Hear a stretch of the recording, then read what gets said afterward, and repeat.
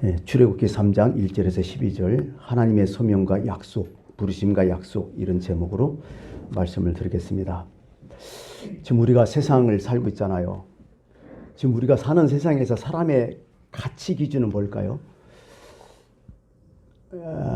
보통 그 사람의 가치 기준을 뭘로 따지냐면 그 사람이 재산 따져요. 재벌이냐 뭐 하면 또 달라지잖아요. 막. 그 사람의 지식도 있겠죠.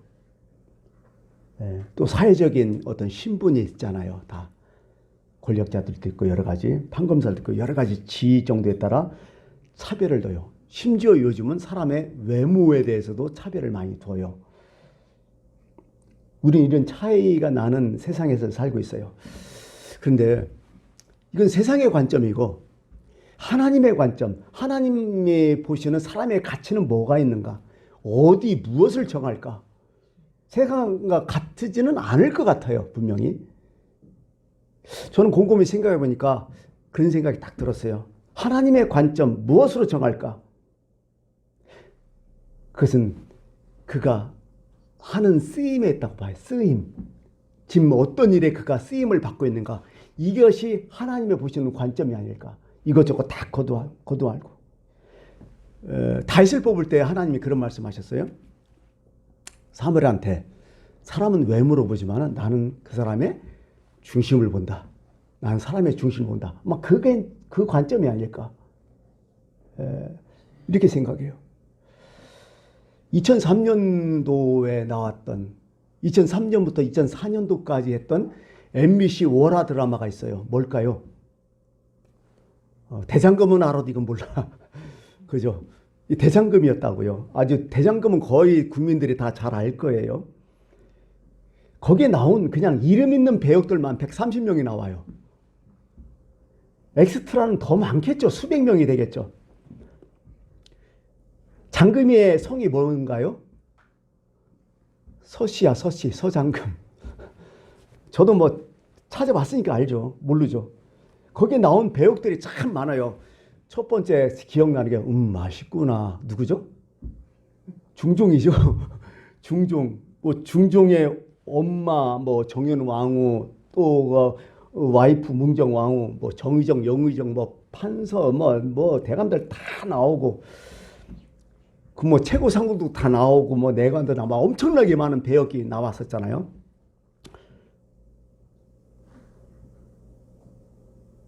누가 출연료 제일 많이 받을까요?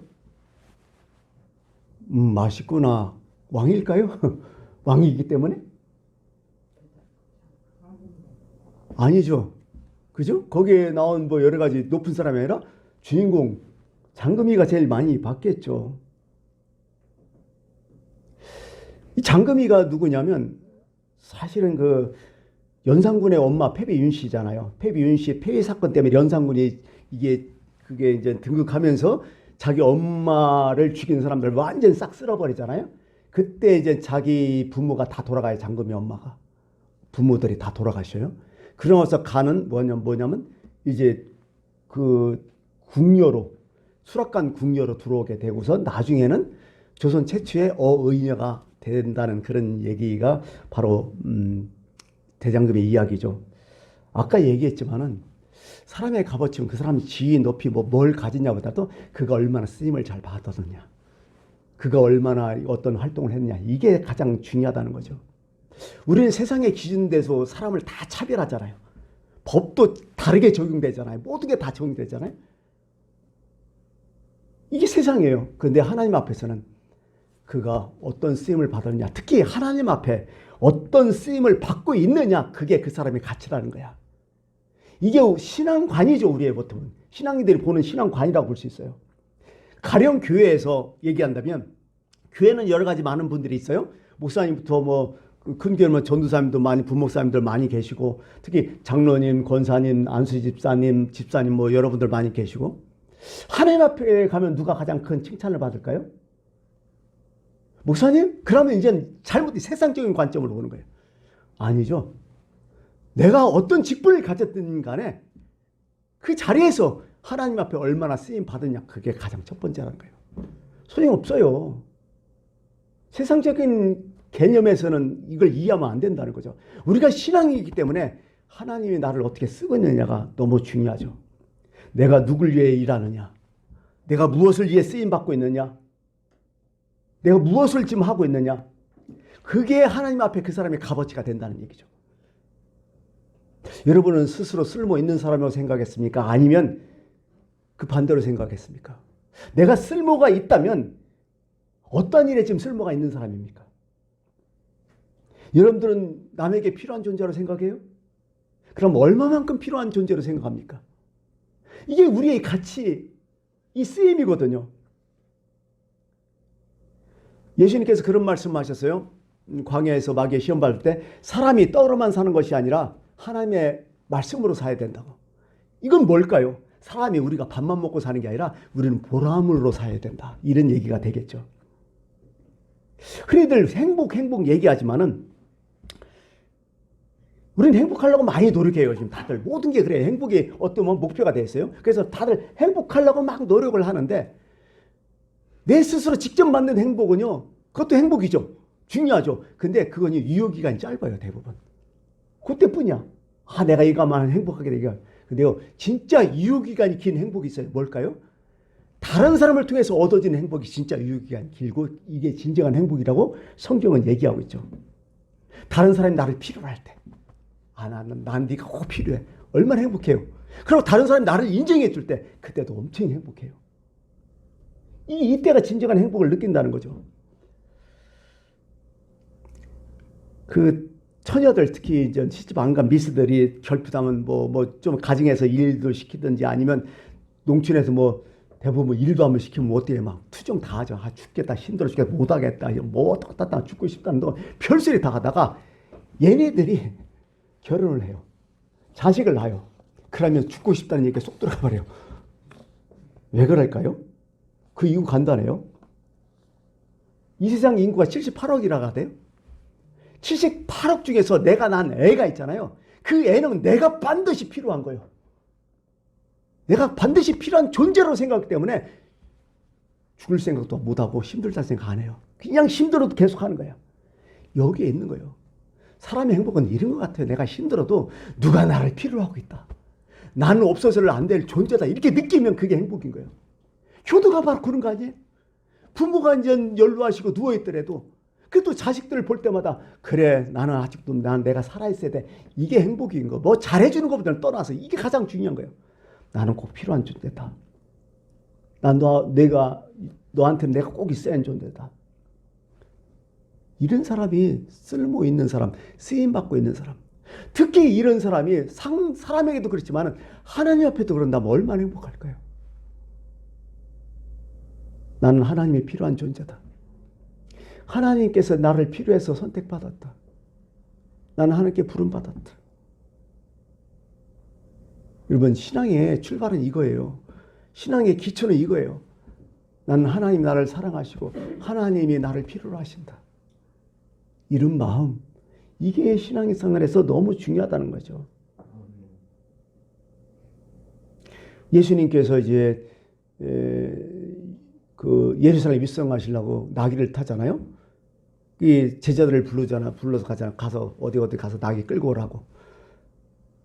그러니까 제자들이 가서 나귀를 풀어요. 그 나귀 새끼를 또 풀어요. 그랬더니 그 주인이 와서 뭐라고 할 거 아니에요. 왜 이거 하냐 그랬더니 한마디 딱 하잖아. 주가 쓰시겠다. 아무 소리 안 하잖아요. 그 사람하고 이 행복을 느꼈을 것 같아요. 주님이 쓰시겠다. 아, 이 쓰임 받는 존재구나. 이거 얼마나 행복할까? 여러분 어떻게 생각하세요? 여러분 별 볼일 없는 존재예요? 쓰임 받지 못한 존재예요?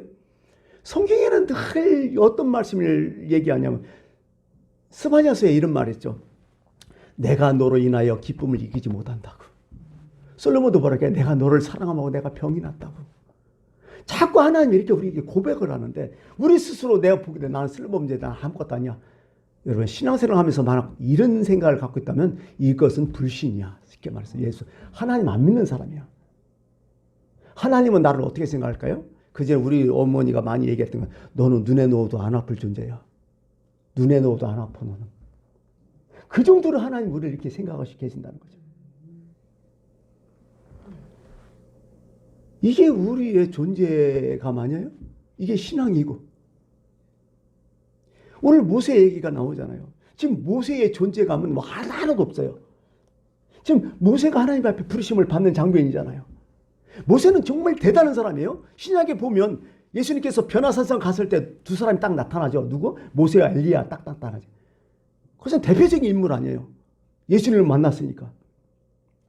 정말 이스라엘에서 없어질 안 될 지도자고 하나님의 일꾼이고 위대한 사람이었죠. 근데 모세가 부름받을 그 당시는 어떻게 했을까요? 존재감 하나도 없었어요. 모세 자체도 그랬고 자기도 인정하지 못했고. 자, 모세가 얼마나 존재 가치가 없었는지, 모세가 인정하는 존재 가치 하나도 없었어요. 그 세 가지가 뭐예요?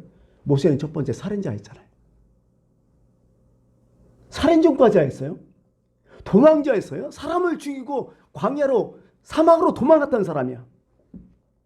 고향으로 돌아갈 생각도 못해요. 어쩌면 모세는요 이것까지 있었을 것 같아요. 왜? 자기가 살인했을 때 자기 유익을 위해서 살아가는 게 아니야. 민족을 사랑하기 때문에. 정의를 위해서. 근데 어떻게 돼요? 그 민족한테 그렇게 도와줬던 사람한테 오히려 배반당하잖아요. 그리고 도망치잖아요. 그러면 사람이 그 정도면 어떻게 해요? 아무것도 할 마음이 없어요. 대인 기피증이 와버려요. 사람 만날 마음도 없어요. 그 정도로 모세는 있다는 거죠. 그러게 광야에 가서 은빈, 피신 계속 하고 있는 거 아니에요. 요즘처럼 공소시효가 있는 것도 아니고 언제 애굽에서 들켜서 나를 잡아가서 죽일 줄 모르고 이런 삶을 살고 있었어요. 얼마나 초라한 인생이에요. 삶이 불완전하죠. 그러니 물은 거기서 존재를 찾아. 두 번째는요. 모세는 도망가서 사는데 어디서 살아요? 자기 처가살이 하잖아요. 처가살이가 반드시 나쁜 것은 아니지만요. 오늘 말씀에도 보지 장인 이들의 양떼를 치고 있다잖아. 자기 거 없어요. 하나도. 왕족의 졸지에 양치기 돼버려요. 벌별 없는 신세가 돼버려요. 기업도 없고 직업도 없고 재산도 없고 아무것도 없어요. 그냥 얹혀 사는 거야. 그러니 거기에 나의 존재가 어디 있겠어요? 별별 없는 사람. 이런 생각을 갖고 있었겠죠. 세 번째. 이 일이 몇 년이요 도대체? 40년이요. 40년 양치기 인생. 왕좌에서 양치로 완전히 추락해서 40년 동안 그렇게 살아와요. 여러분 40년이면 타성이 다 젖어요. 어떤 타성? 그래 이대로 살다가 죽는 것이. 뭐라고 할 수 있겠어요? 그래 이게 내 팔자지 내 운명이지. 욕망도 이상도 꿈도 하나도 없어요. 좋은 일이 일어날 거 생각도 못해요. 그냥 양들과 그냥 사는 거야. 그게 운명이야. 그러니 거기에 존재 가치가 뭐 있겠어요? 아무것도 없어요. 근데 그런 시점에서 하나님이 부르시잖아요. 모세야 모세야. 갑자기 나타나요. 떨기나무 가운데. 그러면서 10절에 이렇게 말씀하셨어요. 내가 너를 바로에게 보내어 너에게 내 백성 이스라엘 자손을 애굽에서 인도하여 내게 하리라. 말도 안 되는 얘기잖아 이건. 그래서 모세가 이거 무슨 얘기예요 도대체? 이거 얼떨떨해갖고 이렇게 얘기해요. 내가 누구이기에 바로에게 갑니까? 이스라엘 자손을 애굽에서 인도하여 내리까? 말도 안 되는 소리 하지 마십시오. 지금 내 꼴 보고서도 하나님 이해 못하십니까? 지금 양치기로 40년 아는 것도 없고 아무것도 없어요. 내가 이런 상태에서 무슨 일을 한다고 무슨 그런 일을 내가 할 사람이니까 하면서 모세가 거절을 하죠. 이게 모세의 겸손이야? 모세가 겸비해서 그런 거예요? 아니요. 모세는 실질적인 걸 얘기한 거예요. 지금. 솔직한 여러 자격 미달이라 솔직하게 얘기한 거예요. 지금. 이것을 뭐 미화할 필요 없어요. 우리도 똑같을 것 같아요. 진실하죠. 하나님 앞에서. 얼마나 더 진실해요. 자신의 본 모습을 그대로 드러내잖아요. 우리도 그렇잖아요. 지금. 하나님께서 이 민족을 구해야 된다. 지금 러시아 우크라이나 싸우고 있는데 네가 가서 우크라이나의 전쟁을 네가 승리를 거둘 거다. 우리가 어떻게 해? 뭐예요 이게 도대체 하나님? 내가 무슨 능력으로? 이런 경우에 이런 경우. 근데 여기서 성경은 키포인트는 뭐냐면 내가 하나님 앞에 호소해서 기도해서 소원을 아래가지고 하나님 응답이 온 게 아니야. 이것은 뭐야? 아무 소원 없어. 아무것도 없었어. 근데 하나님 일방적으로 나를 고용하신 거예요. 이게 성경의 키포인트거든요. 하나님 제발 우리 민족 구원해 주세요. 나라와 하여금 이 민족을 구원할 능력을 주세요. 이 백성을 위해서 내가 보람 있는 삶을 살게 해주세요. 이렇게 해서 뭔가 내가 만들어지면 할 말 없죠 뭐. 근데요, 모세는 꿈에도 꾸지 않았어요. 기도도 안 했어요. 근데 하나님께서 일방적으로 모세를 들어 쓰시는 거예요. 아직 강건적으로 모세를 하나님께서 딱 고용해 버린 거죠. 여러분 여기서 어떤 생각 드세요? 이게 바로 우리라는 생각 안 드세요? 이게 바로 나예요. 우리들이에요. 나는 내가 뭐 잘나서 하나님이 나를 구원해주고 나를 하나님의 자녀 삼아주고 나를 이렇게 쓰셔요? 하나님 일반적인 것. 언제 내가 하나님 자녀 삼아달라고 요구한 적 있어요? 일방적으로 지금 한 거 아니에요.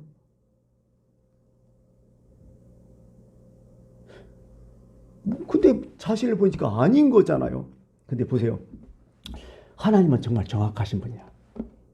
하나님의 판단은요, 우리 이상이야. 지금 보통 이스라엘 백성 60만이라 장정만 60만, 200만 명을 얘기하죠. 그 당시에. 200만 명 가운데 애굽과 광야를 확실하게 제일 많이 아는 사람 누구야?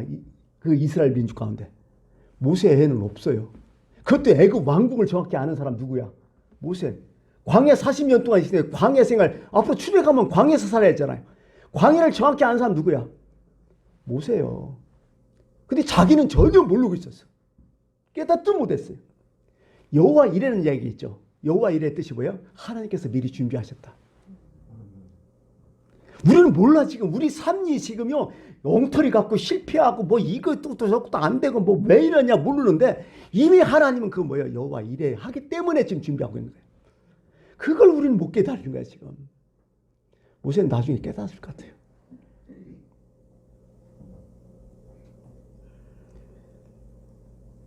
바로가 애를 죽일 때 그때 태어나잖아. 죽일 수 없었고 엄마가 어떻게 해요? 갈 때 박스에다가 애를 놓고 날강에 띄우는 거.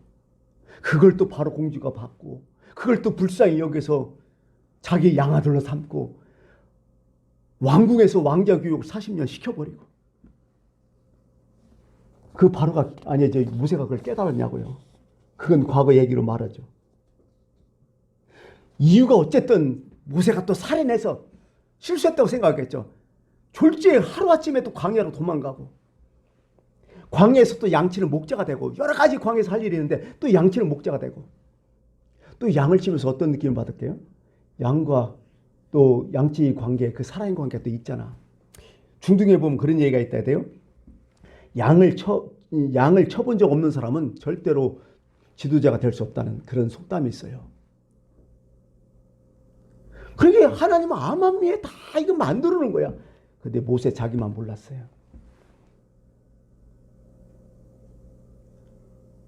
어떻게 보면 자기가 민족을 위해서 살인까지 했는데 그때 아마 모세는 많이 깨달았어요. 인간이 뭔지, 인간에 대한 어떤 성찰이 많이 있었을 것 같아요. 아, 인간은 이것뿐이 안 되는구나. 이런 거 저런 거 다 따져보니까 해석이 되는 거야, 자기 과거가. 내가 그때 왜 그런 일이 있었는지, 내가 왜 이런 일을 했는지, 그건 내가 실패로 생각했고, 내가 잘못했다고 생각하는데, 따지고 보니까 하나님의 뜻인 거야. 그때 깨달은 거죠. 근데 나는 몰라. 그러니까 거부를 막 하죠. 하나님께서는 다시 모세에게 3가지 명령을 내리잖아요. 첫 번째 명령이 뭐죠? 너 발에서 신발을 벗어라. 신발은 뭐예요? 여러분 지금 신발 신고 왔잖아요. 여러분이 가는 곳은 다 신발이 다 가요 지금. 그 뭐라고요? 내가 이미 지나왔잖아요. 그건 과거예요. 신발은 과거를 얘기하는 거예요. 또 과거 다 던져라. 보통 우리가 동양 예절로서 우리 지금 그렇지만은 우리가 누구를 만날 때 누구 높으신 분을 만날 때 예의를 같이 할 때는 우리가 내가 모자 쓰고 있으면 어떻게 돼요? 모자 벗잖아. 얼른 모자 벗고 인사하든지 내가 장갑 끼고 있으면 장갑도 벗고 이게 예절 아니에요? 그 당시에 이 중동 지역 이 지역에서는요 어떤 귀인을 만나면 신발 벗는 풍습도 있었어요. 그거와 연결돼 가지고 어떻게 보면 이 더러움과의 단절, 옛날에 그런 거 단절이죠. 예. 그 옛날에 너가 했던 거 이미 다 준비 끝내. 너 실수한 거 이거 다 단절해라. 새롭게 해석하라는 뜻이야. 여러분, 저기 탕자가 돌아오잖아요. 탕자가 집으로 돌아왔을 때 아버지가 제일 먼저 한 일이 뭐예요? 신발 신겨주잖아요. 신발. 다시 시작하자. 넌 다시 새로운 인생을 산다. 이런 뜻이잖아요. 바로 이런 걸 얘기하는 거죠. 오늘 여러분에게 말씀드립니다. 하나님 만나면 여러분의 과거는 없어져요. 네, 묻지 않으세요. 절대. 오늘이 중요하다는 거예요. 신발 벗어라. 지난날의 실수, 지난날의 성공이 또 있겠죠. 그죠? 왕년에 내가 뭐 어떻게 성공? 그것도 잊어버리세요. 그 의미 없다는 거예요.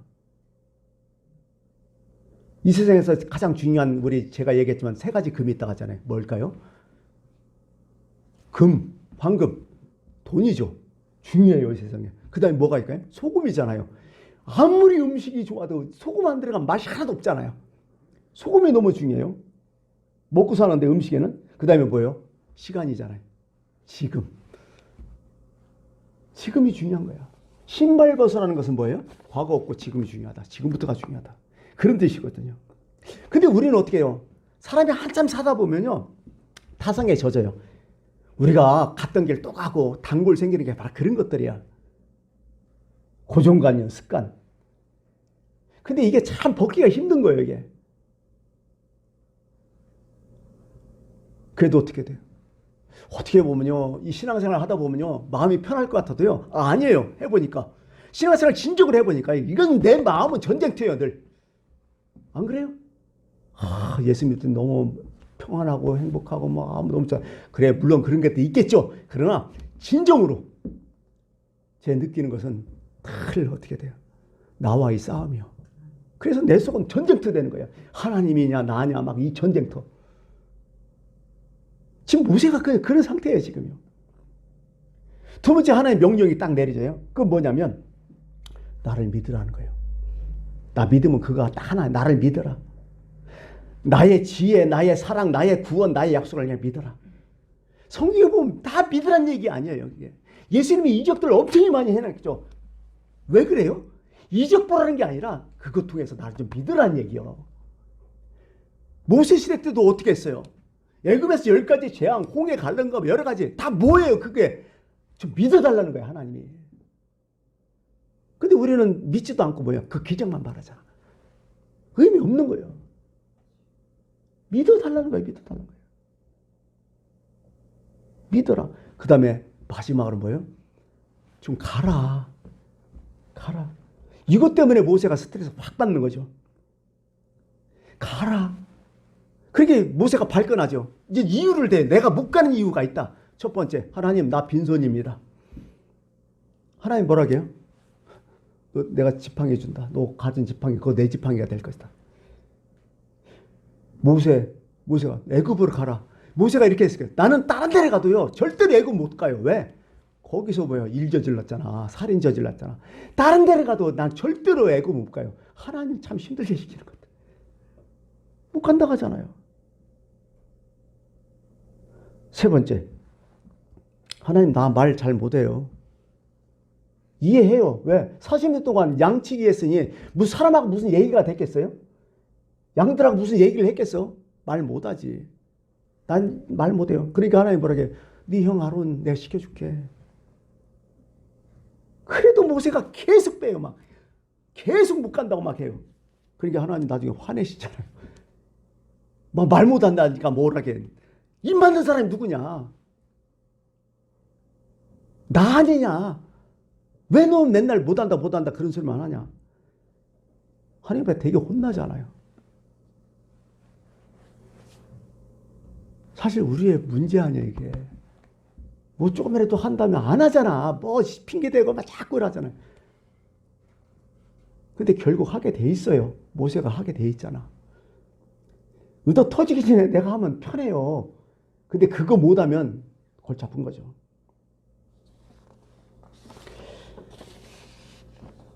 그러고서 하나님께서는 약속을 하셔요.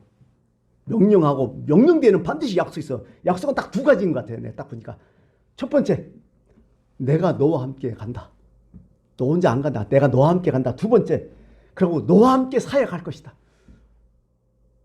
네가 하지만은 백그라운드는 나다. 이 얘기를 하는 거죠.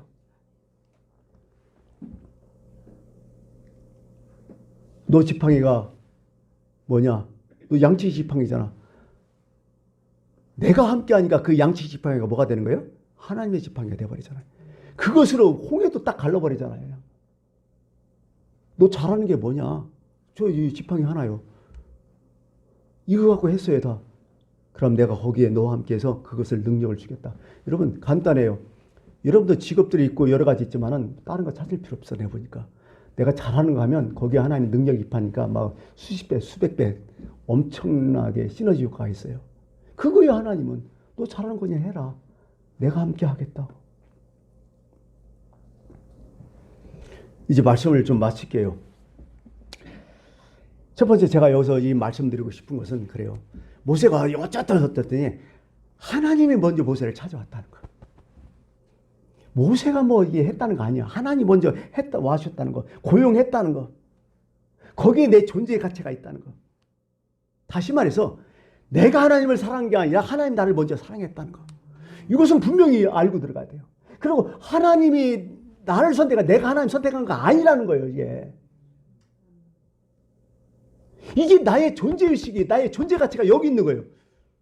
그러므로 나는 쓰임받는 사람이에요. 지금 쓰이고 있는 사람이고 중요한 사람이야. 나는 이게 신앙인의 마음이에요. 세상에서 뭐 다 너 필요 없어. 아무것도 다. 그건 세상이고 하나님과의 나의 관계에서는 나는 분명히 하나님이 있어야 될 사람이야. 여러분 생각해 보세요. 이 세상 살면서 그런 게 있어요. 이 세상 78억이 있지만은요. 그 중에서 78명이 없어지고 정말 가장 사랑하는 사람, 끝한 사람 딱 남으면 어떻게 돼요? 살만해요. 근데 78명이 있더라도 내가 정말 사랑하는 그 사람 딱 없으면 세상이 황해요. 그냥 하나님 마음이라고 이게. 근데 우리가 어디다 내 행복이 있네 없네. 그 건방진 얘기 아니에요. 하나님 앞에. 지금도 하나님 여러분 사랑하시는데 왜 그걸 자꾸 거부하고 느끼지 못하는지요. 그러므로 우리는 이런 마음이 있어야 돼요. 하나님이 지금 내가 세상에 별별 없는 존재고 세상에 차별을 받고 있지만은 그래도 하나님 나를 쓰신다. 그렇다면 나는 어떻게 살까? 지극히 작은 일에 충성 다하는 거야. 여기서 지극히 작은 일은 뭐예요? 내가 할 수 있는 일이야. 내가 충분히 감내할 수 있는 그런 일들이 많잖아. 쉽게. 그래서 성경은 이렇게 지극히 작은 것에 충성된 자는 앞으로 큰 것에도 큰 것을 주신다. 그게 달란트 비유 아니에요. 정확하게 얘기해서 지극히 작은 것에 충성되는 큰 것에서 충성되고 지극히 작은 것에 불의한 자는 큰 것에서 불의하니라. 작은 거 지금 하십시오. 내가 할 수 있는 거 하십시오. 최선을 다하십시오. 어느덧 나는 큰 사람이 되어 있을 거예요. 이런 마음, 이런 믿음으로 여러분들 신앙생활을 하며 인생을 살아가시는 여러분들 꼭 됐으면 좋겠습니다. 기도하겠습니다.